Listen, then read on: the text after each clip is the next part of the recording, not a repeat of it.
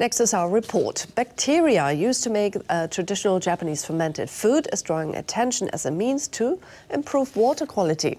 The new technology is also being used now in emerging economies that are struggling to cope with water pollution. The water in this tank has not been changed for 9 years. Typically, water becomes dirty within a few months due to waste from fish and leftover food. But this water looks crystal clear. The secret lies in these blocks. All you have to do is to change them every 2 years. They're an invention of Keiko Sakamoto. She's now president of a venture business in Kumamoto Prefecture, Western Japan. Sakamoto founded the firm 10 years ago. It now employs 30 people and earns about $2.5 million a year in sales. Sakamoto used to be a homemaker. When she realized that rivers in her neighborhood had become too polluted for children to play in, she decided to do something about it. Children grow with nature. They learn a lot of things like how to live balanced lives through playing outdoors. In this way, children can develop well-rounded personalities. Sakamoto set her sights on natto, or fermented soybeans. She learned that the natto bacteria purifies water by absorbing and dissolving water-polluting organic substances, as well as ammonia, which emits odors. But the kinds of natto bacteria identified at the time were unable to keep their purifying ability in water. That's when Sakamoto's hunt for a new type of bacteria began.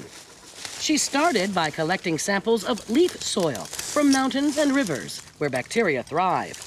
She did this while keeping up with household work and looking after her children. She put each sample into a tea bag and placed it in used water from her daily household chores, such as dishwashing and laundry, to see the effect. My mum had experimental tea bags in the kitchen, in the bathroom. She had them everywhere in the house. In a word, she is stubborn. She never gives up once she makes up her mind.